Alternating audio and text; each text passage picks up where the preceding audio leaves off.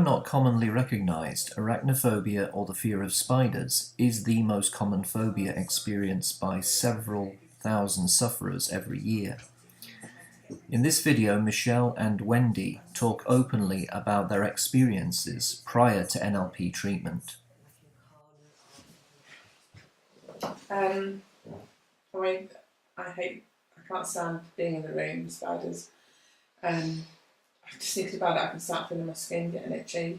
No matter what the size of a spider is, I just can't be in the room with them. If I know that there's one in the room, because somebody say they've seen one run across the carpet, I've got to turn the house upside down to find it, to get rid of it. Right. The only thing I can tell you is that all my life, as far back as I can remember, I've had it. Mm-hmm. My dad used to be my hero, the one that caught spiders all the time. Mm-hmm. My husband now obviously have to take over from that. And as I've said to you before, at certain times of the year it's extremely bad, sort of April, September time, when spiders are coming in and coming out again. We get some quite big ones in the house. Okay. And my husband was working away last year, and we had quite a number of big ones in, and I ended up having to phone people to come and get them, because I think on the very odd occasion I've been able to kill one, because I've sort of got at it. Really big. As treatment begins, I ask both ladies to consider how highly they calibrate their fear between 1 to 10 when they think about spiders. This helps establish a baseline reference point not only for me as the therapist, but also for them when they are considering their own progress through treatment. As both ladies begin to speak openly about their experiences, they begin to exhibit the common phobic responses of shortness of breath, anxiety, and sweaty palms. Yeah. Have you ever touched a spider? God, no. No. No. I don't like spiders at all. No. And it's something that's been a problem for you for a very long time. Yeah. Yeah. And so in terms of your fear factor for spiders, between 0 and 10, 10 would be maximum, 0 would be neutral. 10. It's a 10. And just the thought of it is enough to make it a 10. Yeah. Now, what is that number on the scale? It's quite high. As soon as you said the word spider, So I'm just saying the word spider, and you are able to create a spider in your head. Yeah, definitely. Right. And do you see the spider as big? Do you see it as small? Yeah.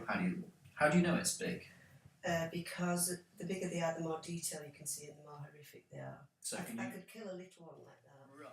Gradually, over a number of minutes, I gently guide each subject into a place where their minds are more open to the hypnotic suggestions that I make to them, helping them to disassociate themselves from the original anxiety that they were experiencing, and letting them sense for themselves a sense of control.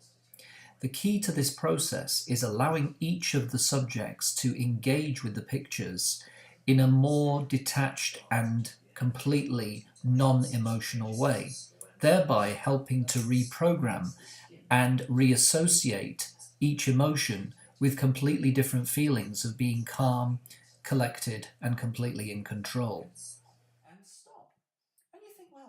Over a very short period of time, the phobia is practically disarmed, as the pictures they now see in their minds are trivialized, and allow them then to see the outcome as they would wish to see it.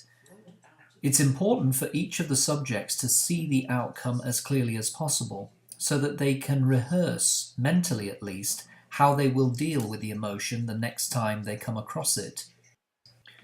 The subconscious change in perception leads to a dramatic alteration in the internal pictures that Michelle now creates, as she is now able to freely engage with the picture of the spider inside her mind. Not only can she now see the spider, she can touch it, she can manipulate it, and more importantly, she can see herself being able to remove it safely and out of her particular environment. In effect, the phobia breaks down at this point. You've got to that place where you have dealt with those spiders.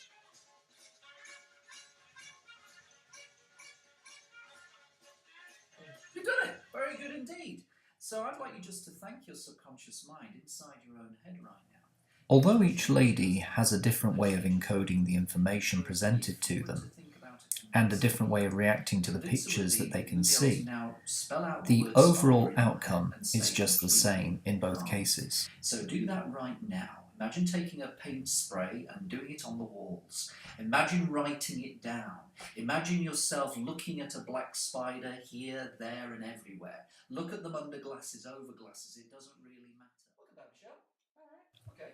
Remembering Michelle's reaction prior to NLP treatment, we now see a much more relaxed body language, showing that she's happy to engage with spiders, lifting a cup which she believes has a spider beneath it. And when asked about how she feels about spiders, we see a different reaction. What's your feeling for that spider now? They're really cute. They're so funny. Okay. Yeah, Any kind of is there any kind of flutter in you at all? In Wendy's case, the convincer, or one of the convincers, is her ability now to be able to visualize the word spider, or to look at a picture of a spider, and not feel the same level of emotional connection. Some work will still need to be done with Wendy to make sure that the phobia has completely been eradicated, but even in one session, the symptoms are dramatically reduced. You were able to project that before. You were able to think about it before, see how it feels. Now to think about it running around. It doesn't look as bad as it did. No, right. So reach out your hands and hold it. There we are. Yeah, it's pretty small, that, okay? Maybe like a football size, yeah? Perfect. And let that get brighter all the time. As it gets brighter, there you go. Where are you now? You're in that control place? Mm-hmm. Okay. Where is the spider? Is it on the tissue? Yes, all squashed. It's squashed. Through my experience working with NLP, and in particular the fast phobia cure method, I have found there is not one phobia that cannot be disarmed, or the symptoms of which can be dramatically reduced. Ultimately, once a person manages to convince their own subconscious that they have shifted their perception, then the days of that phobia are seriously numbered.